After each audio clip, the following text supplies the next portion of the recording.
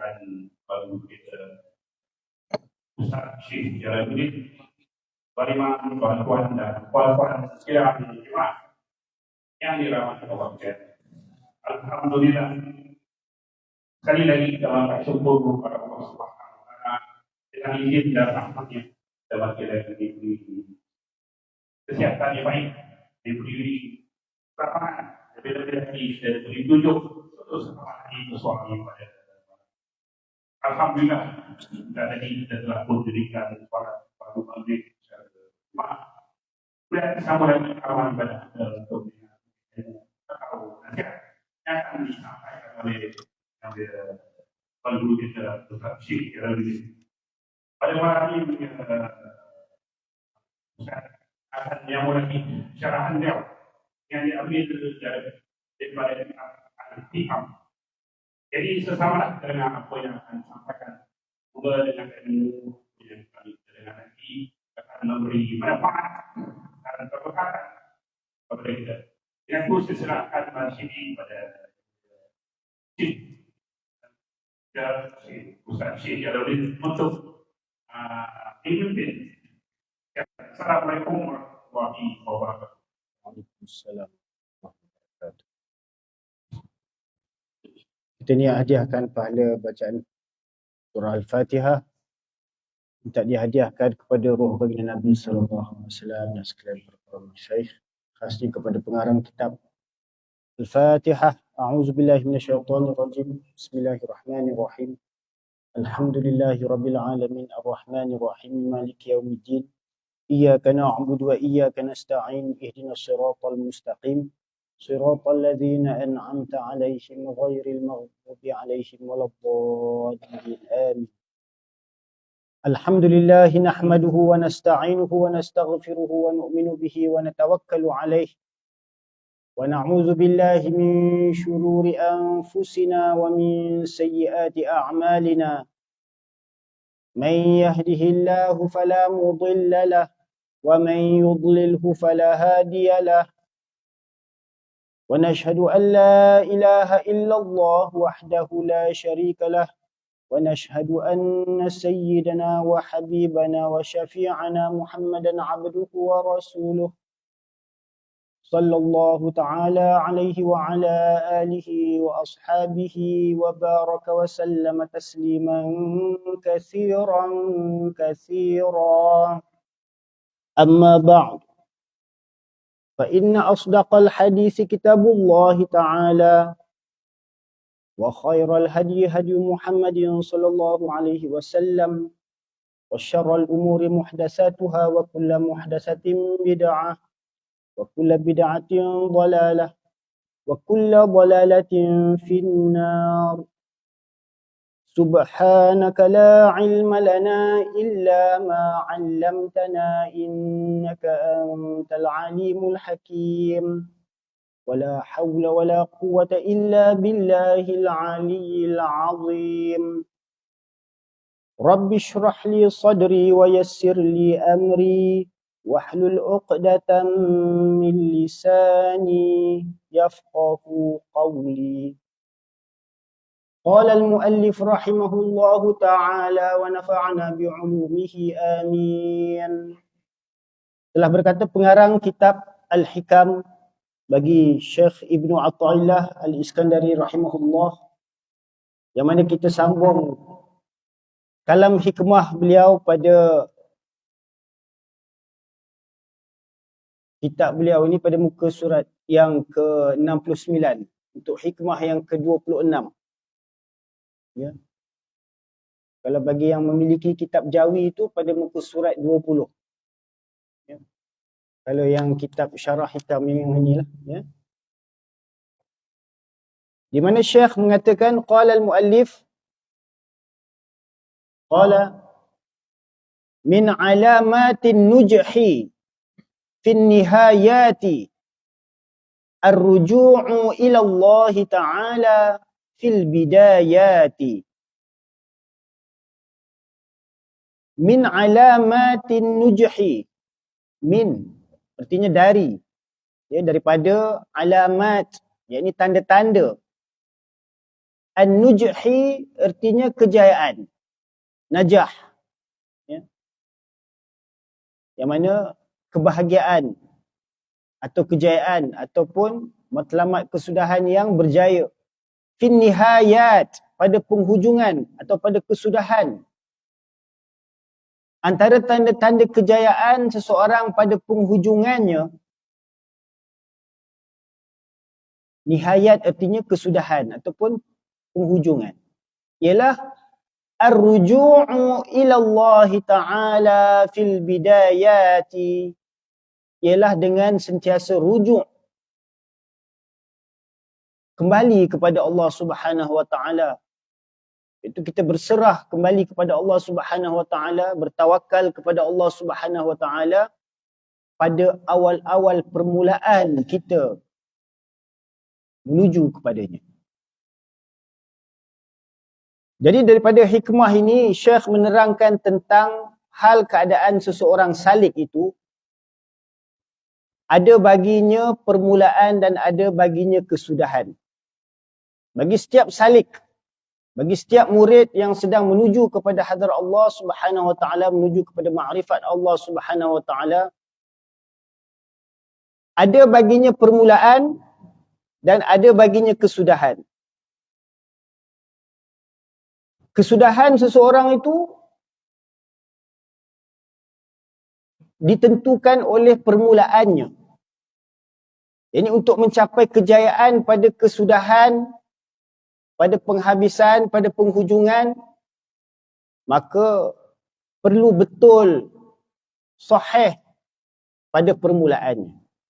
Jikalau pada permulaannya tidak ada asas-asas yang kukuh, ataupun pada permulaannya hanya berlandaskan hawa nafsu dengan tindakan yang melulu tanpa berpandukan panduan seorang guru, maka kesudahannya akan menyebabkan dia binasa. Ini yang dimaksudkan. Jadi tanda-tanda seseorang yang berjaya pada penghujungan. Apa yang dimaksudkan dengan penghujungan? Jadi penghujungan seseorang murid itu apabila kesudahan hayatnya. Itu juga boleh diibaratkan. Ataupun penghujungan dalam dia mencapai pengenalan ma'rifat kepada Allah Subhanahu Wa Ta'ala.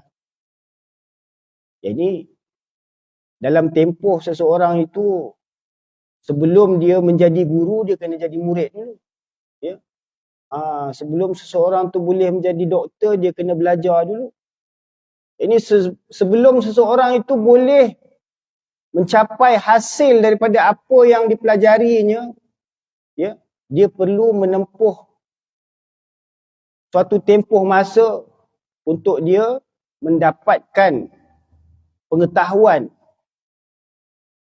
Jadi bagi seseorang murid itu dia ada permulaannya, iaitu menghasilkan pengetahuan tentang Allah Subhanahu Wa Ta'ala dengan nas dan dalil, bukan sekadar menjadi orang yang bertaklid tanpa mengetahui nas dan dalil, baik secara ijmali maupun tafsili. Jadi permulaan seseorang murid itu apa? Sepatutnya dia mengetahui tentang aqaid, pengetahuan tentang makrifat Allah Subhanahu Wa Ta'ala. Barulah kesudahannya dia akan sampai kepada Allah Subhanahu Wa Ta'ala. Kalau seseorang murid tu dia belajar pada peringkat awalnya tu untuk mengenal yang selain daripada Allah, ya, bagi orang-orang yang mempelajari perkara-perkara duniawi,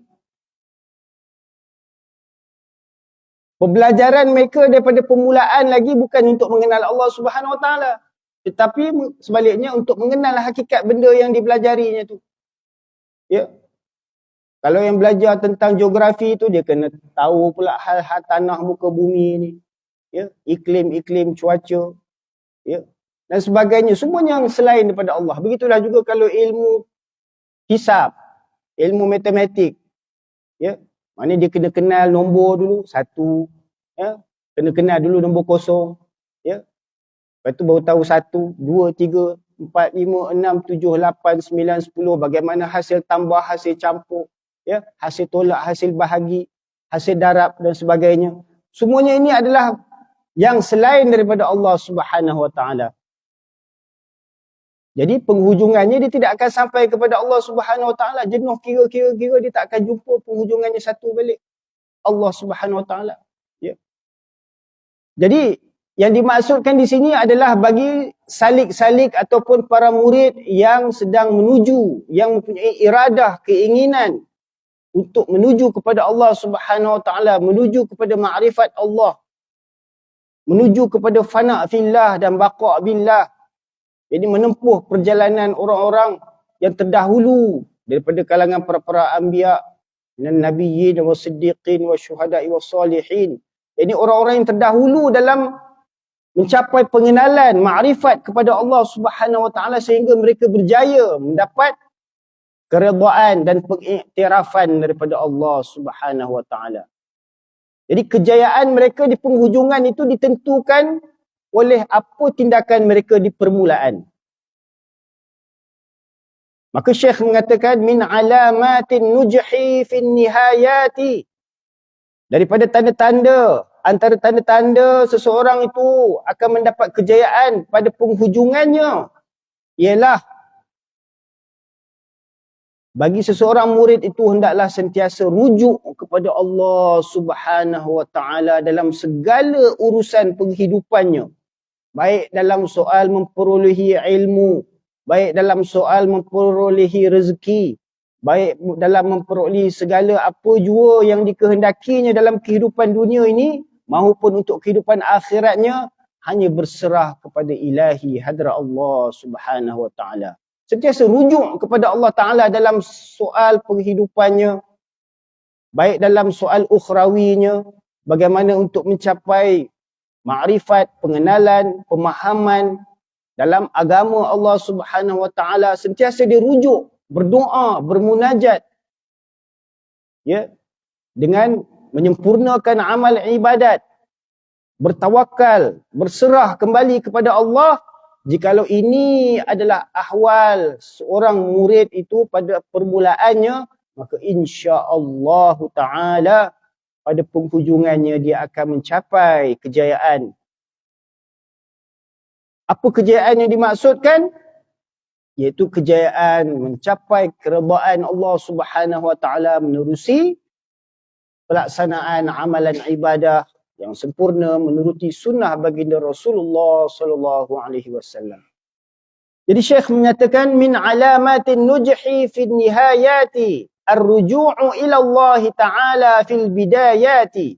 Antara tanda-tanda mendapat kejayaan, kebahagiaan pada kesudahan perjuangan ialah kembali berserah kepada Allah Ta'ala pada permulaannya, iaitu bertawakal kepadanya dan mendirikan segala haknya. Ini yang dimaksudkan. Jadi bagi seseorang murid yang baru nak menempuh perjalanan rohaniah, suluk ila Allah, ataupun diistilahkan sebagai sair ila Allah, persiaran menuju kepada Allah, ya, dalam nak mencapai ahwal fana' fillah sebelum mengalami ahwal baqa' billah. Ya, permulaan seorang murid tu dia kena fana' dulu. Ya, dia tak boleh terus-terus baqa'. Jadi dalam nak mencapai ahwal fana' fillah itu, dia perlulah sentiasa berserah, bertawakal kepada Allah Subhanahu Wa Ta'ala dalam segala hal ehwal, segala soal penghidupan seluruhannya. Dan antara tanda-tanda kerugian pada kesudahannya ialah apabila seseorang salik itu atau seseorang murid itu merujuk kepada hawa nafsu dirinya sendiri, ya, pada permulaannya. Ini awal-awal lagi, walaupun dia tahu Allah Subhanahu Wa Ta'ala itu Tuhan yang perlu disembah, yang perlu diibadati, tetapi dia lebih suka mengikuti kehendak hawa nafsunya, ya, dengan meninggalkan ketaatan. Sebaliknya menuruti segala kehendak hawa nafsunya, ya. Maka apabila permulaannya bagi Allah, maka kesudahannya pun bagi Allah. Jikalau seseorang murid itu di awal-awal lagi, ya, apabila kesedaran tentang rohaninya, ya, apabila datang kesedaran tentang ada pencipta bagi dirinya, ya, ada kesedaran untuk mengenal Allah Subhanahu Wa Taala, ya, maka apabila mula kesedaran ini mulai terbit ataupun dipanggil isyraq, ini ada kesedaran untuk mengenal Allah Subhanahu Wa Taala, ada kesedaran ataupun ada cahaya yang menerangi jiwa kita untuk mula mentaati segala perintah-perintah Allah, menuruti sunnah-sunnah Rasulullah sallallahu alaihi wasallam, ya. Jadi jikalau ada pergantungan yang sepenuhnya hanya kepada Allah Subhanahu Wa Taala dengan bertawakal kepadanya, maka insya-Allah pada penghujungannya pun dia akan mencapai istiqamah, ya, kejayaan, sabar dia dalam mentaati perintah Allah Subhanahu Wa Taala. Jadi kekuatan dia untuk sabar dan istiqamah sehingga ke akhir hayatnya, ya, akan sentiasa terpelihara, ya, kerana Allah Subhanahu Wa Taala berserta dengannya. Innallaha ma'as sabirin. Ya. Ini dalam segala hal ehwal kehidupannya, dia sentiasa rujuk kepada Allah Subhanahu Wa Taala, sentiasa berserah kepada Allah Subhanahu Wa Taala, sentiasa bergantung kepada Allah Subhanahu Wa Taala, sentiasa berdoa kepada Allah Taala, minta tolong dengan Allah Subhanahu Wa Taala. Maka itu ahwal seseorang yang pasti akan mencapai kejayaan pada penghujungannya. Kalau di awal-awal perjalanannya nak menempuh perjalanan tarikat ilallah tu, ya, suluk ilallah tu, dia banyak bergantung dengan manusia, ya, masih ada lagi pergantungan dia dengan makhluk, banyak minta tolong dengan orang, ya, maka sukar untuk dia mencapai kepada kejayaan di penghujungannya, kerana di dalam hatinya masih ada pergantungan dengan selain Allah, masih ada pergantungan dengan ghairullah, ya.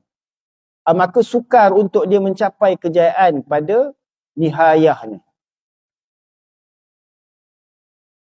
Dan antara tanda-tanda kerugian pada kesudahannya ialah bila merujuk kepada nafsu pada segala permulaannya. Maka apabila permulaannya bagi Allah, maka kesudahannya pun bagi Allah. Dan sesiapa yang meninggikan Allah dalam perjalanannya, yakni dalam perjalanan kehidupan kita ni, ya, selama tempoh masa yang terhad kita berada dalam kehidupan dunia ni, ya, jikalau kita semenjak kita dah ada kesedaran, dah akil balik, dah kenal, dah ada Tuhan ni semua, ya, maka kita mula mencari ilmu pengetahuan, mengenal, ya, sifat-sifat zat Allah Subhanahu Wa Taala, mula mendekatkan dirinya dengan amal ibadah, ya, dengan meninggikan hak-hak Allah Subhanahu Wa Taala atas sekalian yang lain. Maka dalam perjalanannya dengan sebenar-benar kembali kepadanya dan meninggalkan sifat dirinya yang tercela, kemudian berperangai dengan segala perangai Tuhannya yang mulia. Ini sebagaimana sabda Nabi SAW, takhallaqu bi akhlaqillah, hendaklah kamu berakhlak dengan akhlak Allah Subhanahu Wa Taala. Ya.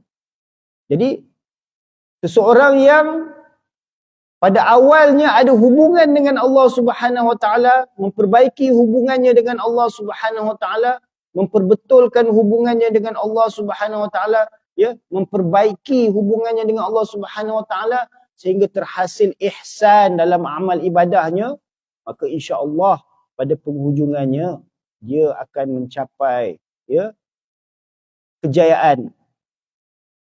Yang dimaksudkan kejayaannya, kalau pada penghujungan kejayaannya, kalau dalam akhirat nanti dia akan dapat dimasukkan ke dalam syurga Allah Subhanahu Wa Taala, ya, dan dapat melihat wajah Allah Subhanahu Wa Taala, ya, itulah kesudahan, ya, kejayaan untuknya apabila seseorang yang beriman itu dapat masuk syurga dan dapat melihat wajah Allah Subhanahu Wa Taala.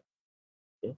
Barang siapa yang ada keinginan, kegairahan, ya, berahi untuk melihat Allah Subhanahu Wa Taala, maka Allah Subhanahu Wa Taala pun akan berkeinginan untuk bertemu dengannya. Tapi kalau seorang yang tak ada keinginan nak bertemu dengan Allah, Allah pun tak ada keinginan nak bertemu dengannya. Jadi untuk mencapai kenikmatan yang setinggi-tingginya di dalam kehidupan akhirat bagi penghuni syurga apabila dapat melihat Allah Subhanahu Wa Taala, dapat mendengar Allah Subhanahu Wa Taala baca Quran. Allahu Akbar. Sekarang ni kita duduk baca Quran, dengar qari baca Quran. Dalam syurga, penghuni syurga dengar Allah Subhanahu Wa Taala sendiri baca Quran. Allahu Akbar. Ya. Dah dapat melihat Allah, dapat dengar Allah Taala baca Quran pula. Subhanallah. Ya. Jadi kenikmatan yang tertinggi itu hanya akan dapat diperolehi apabila kita sentiasa meninggikan Allah Subhanahu Wa Taala, menggunakan segala panca indera kita, pendengaran kita, penglihatan kita dan hati kita, pemikiran kita dan seluruh anggota tubuh badan kita untuk mendengar segala firman-firman Allah Subhanahu Wa Taala, melihat segala bukti-bukti, tanda-tanda kebesaran Allah Subhanahu Wa Taala di alam afaq, di alam anfus, di alam amar, di alam khalaq, di seluruh alam ini Allahu Rabbul Alamin. Ya.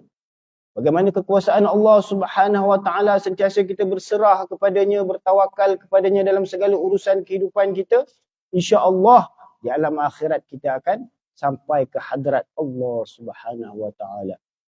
Jadi barang siapa yang meninggikan Allah dalam perjalanannya, dalam kehidupannya, dengan sebenar-benar kembali kepadanya, dengan mentaati segala perintahnya, dengan memperbetulkan akidah, keyakinan, ya, dan menuruti ittiba' sunnah baginda Nabi SAW dan meninggalkan segala sifat-sifat yang tercela. Lalu berakhlak dengan akhlak-akhlak yang mulia. Ya. Dengan segala perangai Tuhannya, yakni berakhlak dengan akhlak-akhlak Allah Subhanahu Wa Taala. Allah Taala ni akhlak yang paling mulia. Ya. Allah Subhanahu Wa Taala Khaliq. Ya. Bagi baginda Nabi SAW, Allah Taala kurniakan akhlak-akhlak yang mulia. Ya. Dan Allah Subhanahu Wa Taala yang menciptakan segala akhlak yang mulia tu, Allah Taala memiliki akhlak yang lebih mulia. Ya. Allah Maha Pemurah. Sentiasa memberikan kebaikan kepada sekalian hamba-hambanya. Tak kiralah hamba-hamba dia tu ada yang kadang-kadang ya kufur atas nikmatnya, ada yang melakukan maksiat, ada yang melakukan dosa. Tapi Allah Subhanahu Wa Taala tetap memberikan rahmatnya, dapat dia hidup di atas muka bumi ni, berjalan di atas muka bumi ni, menghirup udara, ya, dan dapat menikmati segala makanan, masih hidup lagi ada, dapat berkeluarga dan sebagainya. Meskipun mereka itu kufur, tidak beriman kepada Allah Subhanahu Wa Taala, ya, Allah Taala sabar, ya, akhlak Allah Taala tu Maha Penyabar, as-sabur, ya, walaupun kita ni kadang-kadang ya malas, culas, ya, malas mentaati perintah Allah, leka, lalai, tetapi Allah Taala tetap sabar, ya, melayan kerenah sekalian hamba-hambanya ni, walaupun dah beriman dah, tapi malas lagi, ya, malas beramal. Allah Subhanahu Wa Taala asy-syakur, akhlak Allah Taala Maha bersyukur. Ya, kita kalau kita bersyukur ni, ya, dapat sedikit kita bersyukurlah, alhamdulillah. Ya. Allah Subhanahu Wa Taala Maha bersyukur, Maha syukur, yang Maha bersyukur. Ya. Kita ni buat amal banyak mana pun Allah Taala terima. Kadang-kadang buat amal tu tak sempurna pun Allah Taala terima juga. Ya. Kalau kita buat banyak amal pun Allah terima. Tapi Allah terima tu bukan untuk diri dia. Allah tak perlukan amal kita. Ya. Tetapi Allah Subhanahu Wa Taala, ya, jadikan amal tu untuk kebaikan diri kita sendiri. Jadi, jikalau pada awal permulaan seseorang murid itu atau salik itu sentiasa berhubungan dengan Allah Subhanahu Wa Taala, sentiasa berserah, bermunajat, menyerahkan segala urusan hal ehwal penghidupannya kepada Allah Subhanahu wa taala, maka akan terhasillah limpahan sifat-sifat akhlak Allah Subhanahu wa taala tu pada hamba tersebut. Ya, apabila dia ada sentiasa berhubungan, ya, membina, membentuk perhubungan yang betul dengan Allah Subhanahu wa taala, maka berbahagialah ia dengan kemuliaan yang amat besar. Ini apabila terhasil akhlak-akhlak yang mulia, ya, sebagaimana yang dicontohi oleh baginda Nabi Muhammad sallallahu alaihi wasallam, ya. Kita nak melihat akhlak Allah Taala ni tak dapat kita lihat, ya. Tetapi kita dapat lihat kesan daripada af'al, perbuatan dia. Bagaimana dia memberikan rezeki, bagaimana dia memelihara hamba-hambanya, bagaimana dia memberi hidayat. May yahdihillahu fala mudhillalah. Barang siapa yang dia telah diberikan hidayat, dia telah diberikan petunjuk, tak ada siapa lagi yang boleh menyesatkannya. Wa may yudlilhu fala hadiyalah. Dan barang siapa yang Allah Taala dah benci, Allah Taala dah sesatkan hatinya, tak ada siapa pun yang boleh bagi petunjuk hidayat untuk diri dia. Ya. Jadi Allah Subhanahu wa taala ni memiliki ketegasan, ya. Dan sesiapa yang kembali kepada Allah dalam permulaannya dengan istiqamah, dengan sabar dan berpegang teguh kepada syariat Allah Subhanahu wa taala, maka berbahagialah ia dalam kesudahannya dengan sampai kepada yang dikehendakinya. Kan itu sabdaan hadis Nabi sallallahu alaihi wasallam. Jika kalau kita belajar, ya, baca hadis Arba'in karangan Imam Nawawi, ya, pada hadis yang pertama tu menyatakan tentang niat. Barang siapa yang hijrahnya tu kerana niat untuk menuju kepada Allah dan Rasulnya, maka nescaya dia akan sampai kepada Allah dan Rasulnya. Jadi jikalau matlamat awalnya pada permulaannya untuk mencapai keredaan Allah dan Rasulnya, nescaya insya-Allah, ya, Allah Subhanahu wa taala akan kurniakan kepadanya kesabaran dan istiqamah untuk tetap teguh berada di atas landasan yang betul sehinggalah dia mencapai keredaan Allah dan Rasulnya. Tetapi jikalau seseorang yang pada permulaannya nak berhijrah tu, tapi niatnya tu kerana dunia, nak mendapatkan kekayaan duniawi, ya, ataupun kerana untuk mendapatkan, ya, isteri, ya, wanita yang hendak dinikahinya, ya, nak cari jodoh, ya, maka kesudahannya dapat bodoh jelah, tak dapat Allah Subhanahu wa taala, dapat dunia, dapatlah dunia, dia nak cari dunia, ya. Dapat nak isteri, dapatlah isteri, ya. Tetapi tidak dapat mencapai keredaan Allah menerusi hijrahnya itu, ya. Bagi orang yang ingin keredaan Allah, itu ada dua keadaan, iaitu permulaan dan kesudahan. Ini dimasukkan. Bagi setiap orang yang salik atau murid itu, yang nak menuju kepada keredaan Allah Subhanahu wa taala, Ilahi anta maqsudi wa ridhaka matlubi, ya, bagi seorang murid yang sentiasa mengucapkan kalimah inabah bazgash, ya, Ilahi anta maqsudi, ya Allah, engkaulah maksudku, wa ridhaka matlubi, dan keredaan engkaulah tuntutanku. Jadi bagi orang-orang yang menempuh perjalanan ini, hal keadaan mereka tu tidak akan mengalami dua keadaan, iaitu permulaan dan kesudahan. Kalau ada permulaan, adalah kesudahan, ya. Kalau permulaannya tu betul, insya-Allah kesudahannya betul. Jikalau permulaannya itu tidak betul, maka kesudahannya itu pun tidak betul. Itu je khulasah, ringkasan daripada apa yang dimaksudkan daripada kalam hikmah Syekh ni. Jikalau permulaannya ada tawakal dengan Allah, maka kesudahannya tetap akan bertawakal dengan Allah. Innallaha yuhibbul mutawakkilin. Sesungguhnya Allah Subhanahu wa taala cinta, kasih, mahabbat kepada orang yang sentiasa bertawakal kepadanya. Wa may yatawakkal 'ala Allahi fahuwa hasbuh. Barang siapa yang bertawakal kepada Allah, Allah akan mencukupkan segala keperluan-keperluannya. Cukuplah Allah sebagai pencukupnya, ya. Jikalau seseorang yang pada awalnya ada tawakal, maka sehingga akhirnya penghujungannya sentiasa ada tawakal, penyerahan kepada Allah Subhanahu wa taala. Jikalau seseorang murid tu di awal-awal menempuh perjalanan tarekat menuju kepada Allah, ada kesabaran, sabar dalam menghadapi segala dugaan, ya, kesusahan, mujahadah, ya, kena habiskan zikir, kena wirid, ya, kena jaga amalan-amalan yang fardu, perbanyakkan amalan-amalan yang sunat, kena baca Quran, ya, ataupun setengah-setengah tu yang kena berpuasa, ya.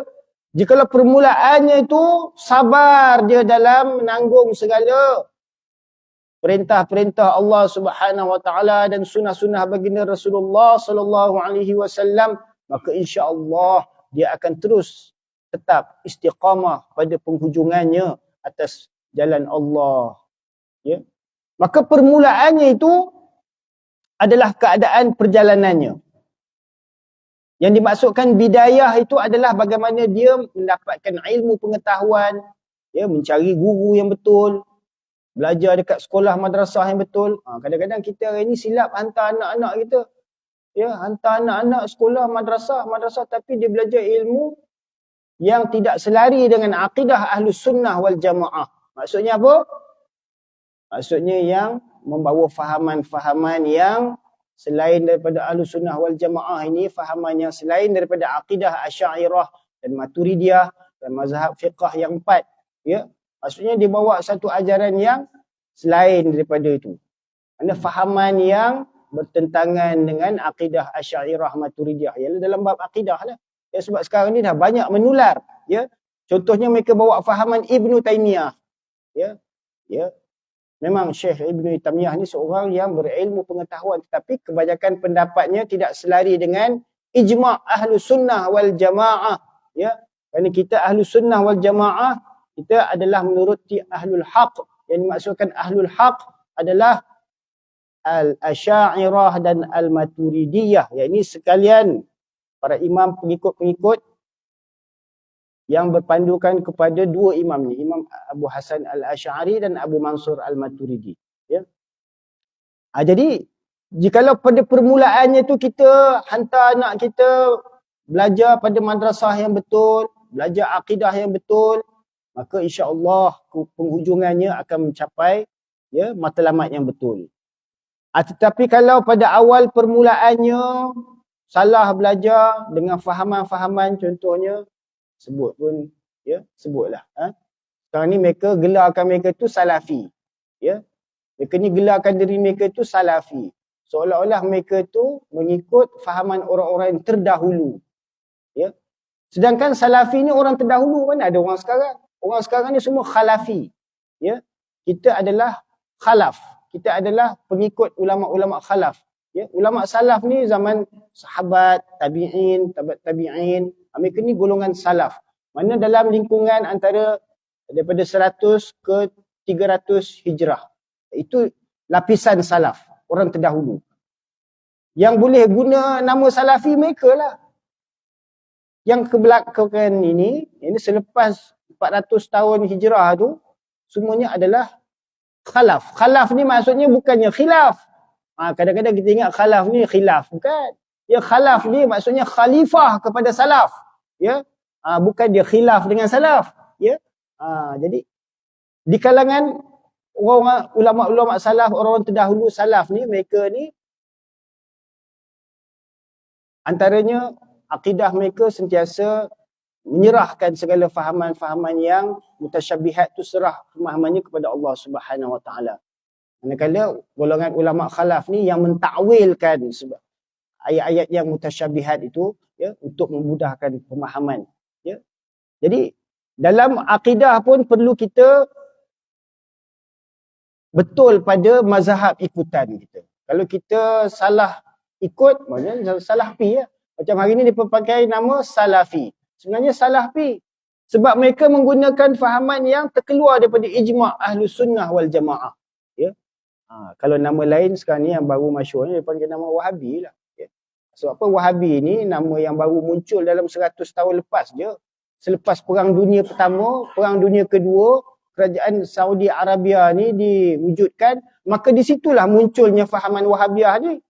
Bukannya fahaman Wahabiyah ni muncul zaman sahabat. Bukannya fahaman Wahabiyah ni muncul zaman tabi'in atau tabi'in. Zaman khalaf pun tak ada Wahabi ni. Ya, zaman dulu perbahasan akidah tu hanya dengan mazhab Mu'tazilah, ya, ataupun Jabariyah, Qadariyah, Jahmiyah, ya. Ataupun Mujassimah, golongan yang mentajsimkan. Jadi macam golongan Wahabi yang ada ataupun Salafi yang ada sekarang ni, mereka mendakwa mereka mengikut golongan Salafi. Sebenarnya tidak ada Salafi zaman ni lagi dah. Zaman ni semuanya Khalafi. Ya, kita semuanya adalah pengikut ulama-ulama Khalaf.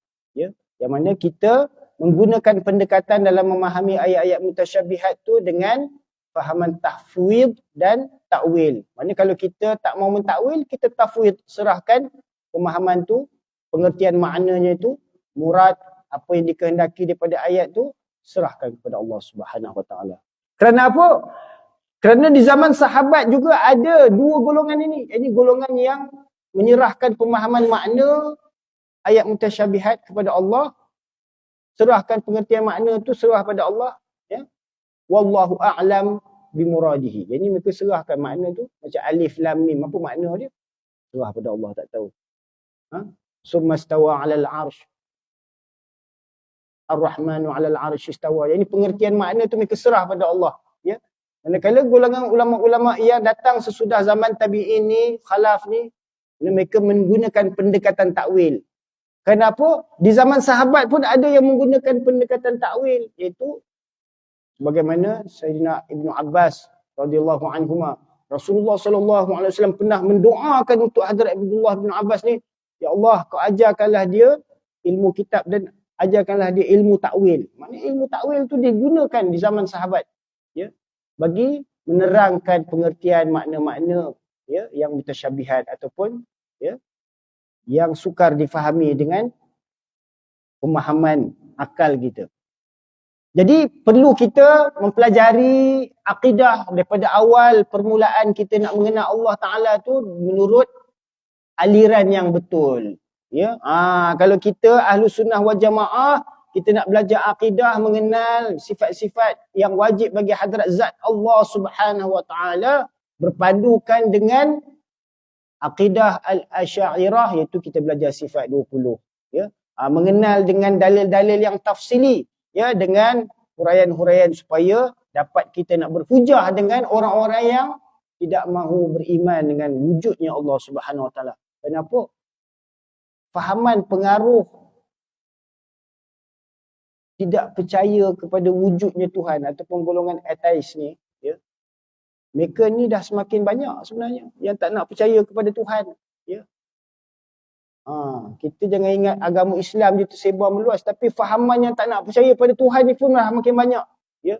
Jadi bagaimana kita nak berdakwah, nak menerangkan, nak berhujah dengan golongan yang tidak mahu menerima tentang kewujudan hadrat Allah Subhanahu Wa Ta'ala, ya, perlukan kepada nas dan dalil, ya, secara akli dan nakli. Jadi bagi orang yang ingin keredaan Allah itu ada dua keadaan baginya, iaitu permulaan dan kesudahan. Kalau betul permulaannya, kesudahannya insya-Allah berjaya.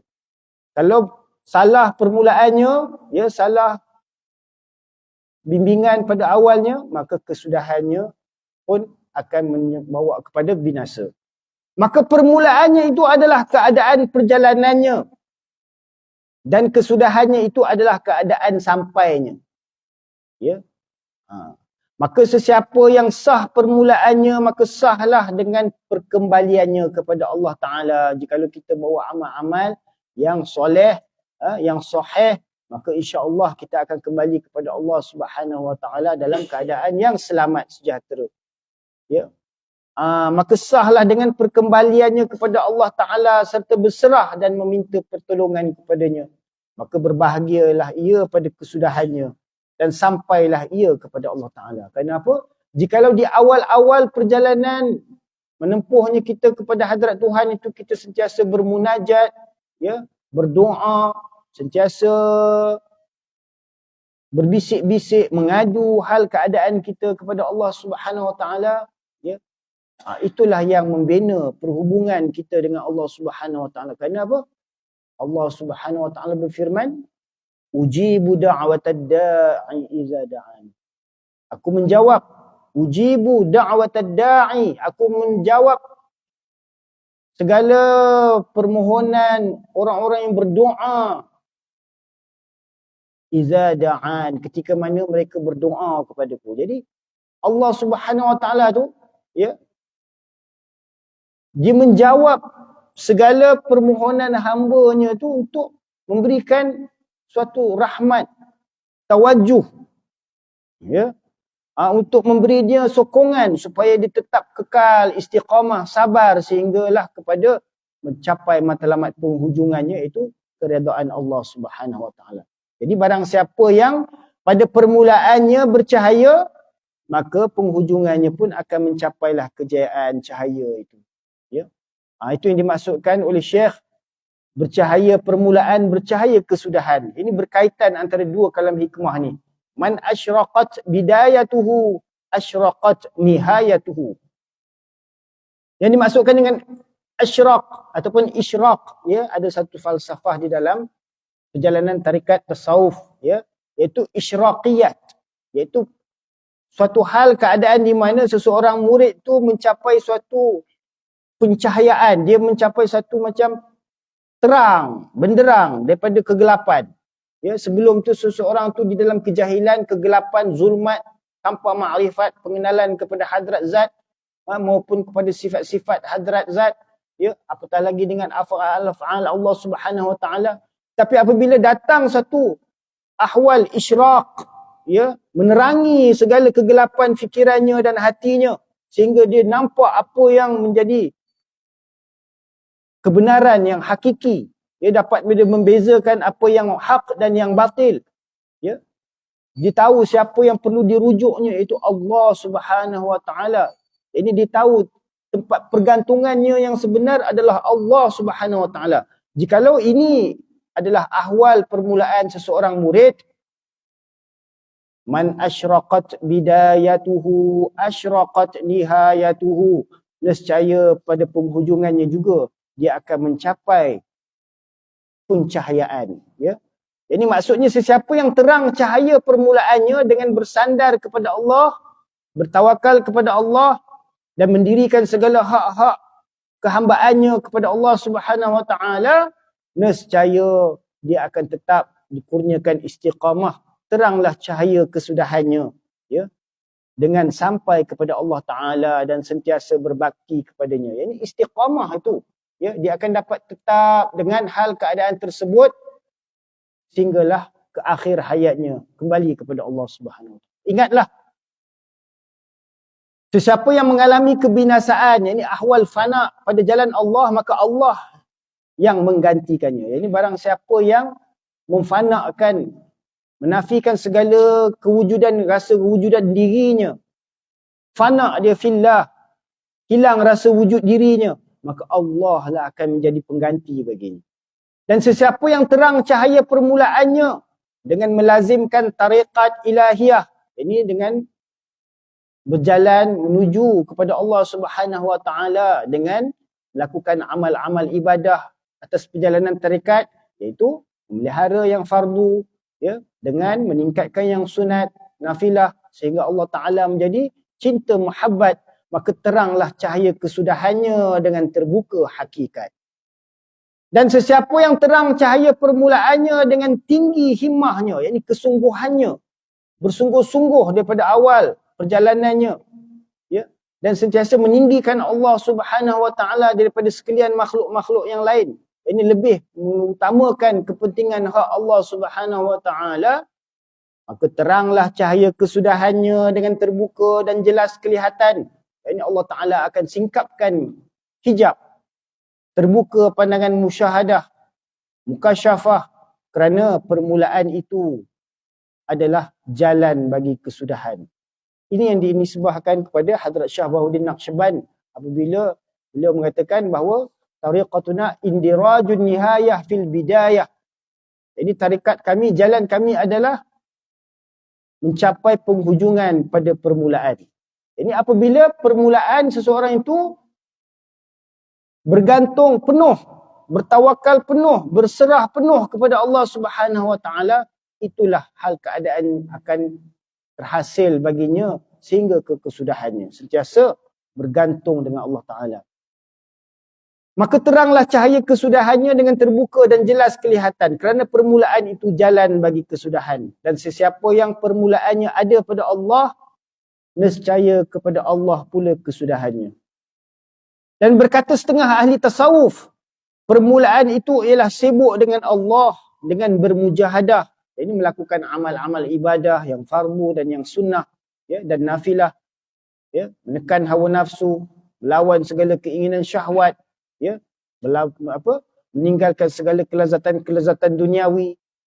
Dan kesudahan itu ialah berlazat dengan segala bahagian musyahadah. Yakni orang yang permulaannya menghadapi mujahadah, dia akan mengalami penghujungannya dengan musyahadah. Ya, kalau dalam istilah kita bahasa Melayu ni, kita peribahasa kita apa?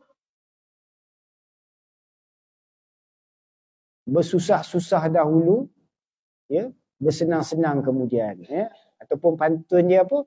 Berakit-rakit ke hulu, ya, berenang-renang ke tepian, ya.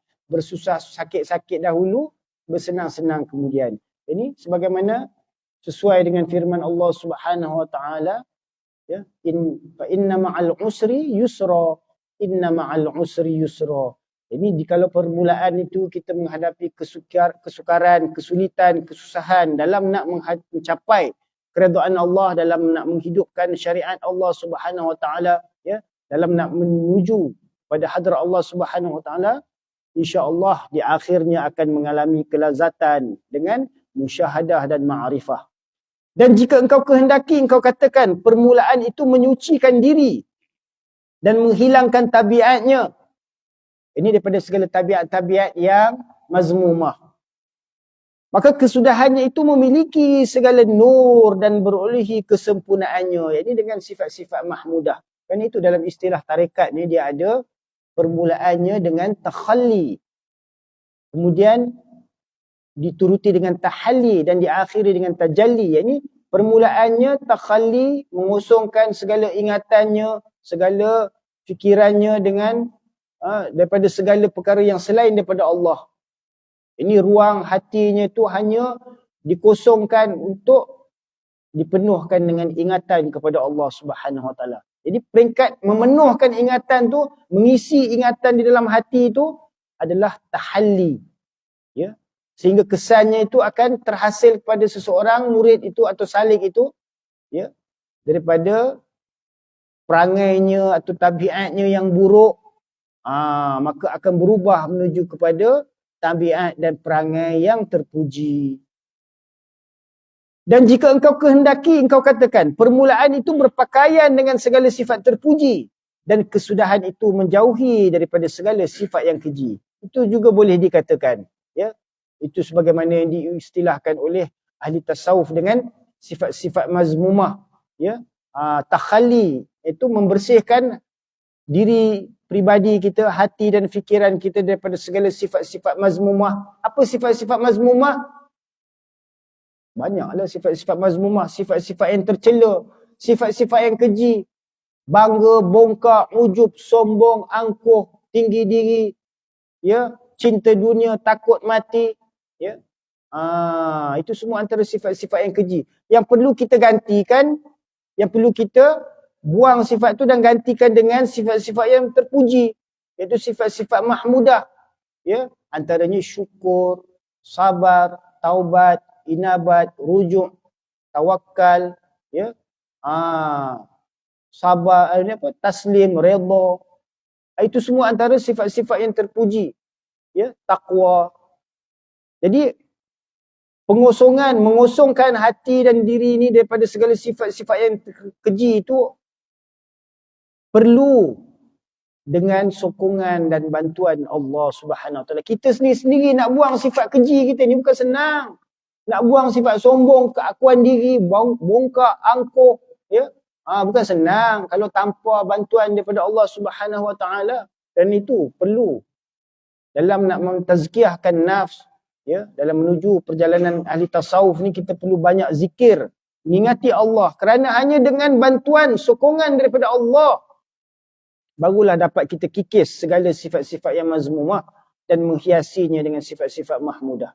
Maka inilah ibarat yang lain yang bersepakat dengan makna yang telah disebutkan terdahulu itu. maka terangnya cahaya permulaan orang yang menuntut keredaan Allah itu ialah kembalinya kepada Allah Ta'ala dalam segala himmahnya serta berserah kepadanya dengan dalam segala ahwalnya. Ini untuk seseorang salik itu pada permulaannya perlu mendapat petunjuk yang betul dan sentiasa perlu rujuk kepada tempat yang betul, iaitu kepada Allah Subhanahu Wa Taala. Ya, dengan bimbingan yang betul, maka dia akan mencapai kepada penghujungan yang betul. Ya. Dan terangnya cahaya kesudahan orang yang menuntut keredaan Allah itu sampai kepada hampir dengannya dan berada pada hadratnya. Itulah kesudahan yang diperjuangkan oleh sekalian ahli-ahli tasawuf untuk sentiasa berada dalam hudur, berasa dalam kehadiran Allah Subhanahu Wa Taala, ya. Wa huwa ma'akum aina ma kuntum. Ini sentiasa mereka memikirkan kebersertaan, ma'iyat dengan Allah Subhanahu Wa Taala. Sentiasa merasakan Allah Subhanahu Wa Taala melihatnya, mendengarnya, mengetahui segala hal ehwal keadaannya, ya. Tidak terlepas segala hal keadaannya daripada perhatian Allah Subhanahu Wa Taala. Demikianlah hal keadaan mereka yang telah mencapai maqam yang muntahi. Maka bagi kita yang mubtadi ni, yang baru nak mula-mula menempuh jalan menuju hadrat ilahi ni, perlulah sentiasa kita bergantung, bertawakal, berdoa, ya, bertawajuh kepada Allah Ta'ala sepenuhnya. Mudah-mudahan Allah Subhanahu Wa Ta'ala memberikan kita istiqamah, kesabaran, kekuatan untuk kita kekal istiqamah. Wala tamutuna illa wa antum muslimun. Ya. Supaya kita, akhir hayat kita, akhir kehidupan kita ini tetap sebagai orang yang menyerah diri kepada Allah Subhanahu Wa Taala. Ya. Tawaffana musliman wa alhiqna bis salihin. Semoga Allah Subhanahu Wa Taala mewafatkan kita, mematikan kita sebagai orang Islam, ya, dan memasukkan kita bersama dalam kalangan hamba-hambanya yang benar, yang siddiqin. Wallahu a'lam wa ilmuhu atam. أقول قولي هذا أستغفر الله لي ولوالدي وللمسلمين والمسلمات والمؤمنين والمؤمنات الأحياء منهم والأموات برحمتك يا أرحم الراحمين. Ada apa-apa nak tanya? 5 minit. InsyaAllah.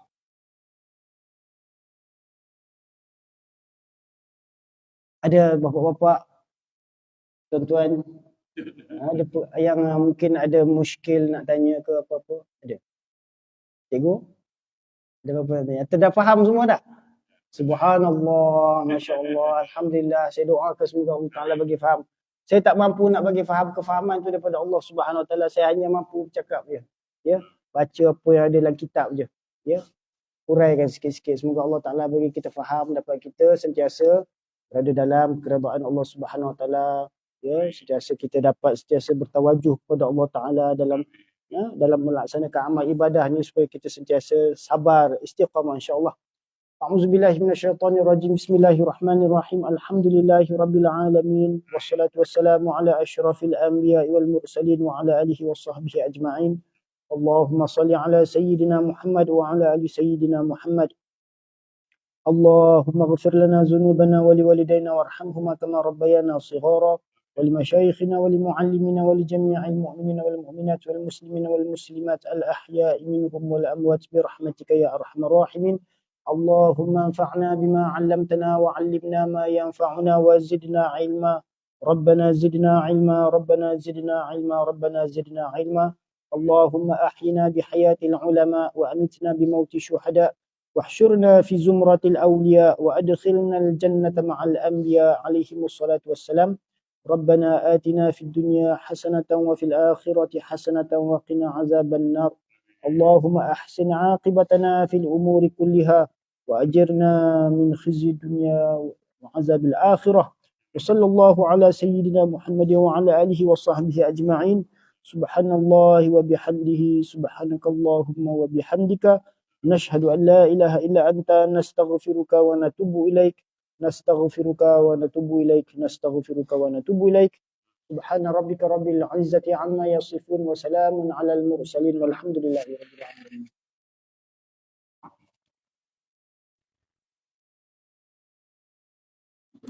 Alhamdulillah. Kalau tadi sudah sedikit ilmu yang bermanfaat. saya sampaikan oleh Ustaz Syed dari Masjid yang diambil daripada kitab Al-Kitab. Pihak jemaah mengucapkan ribuan terima kasih kepada Bukan ilmu yang sampaikan tadi kita berfahman dan rahmat daripada Allah Subhanahu wa Ta'ala.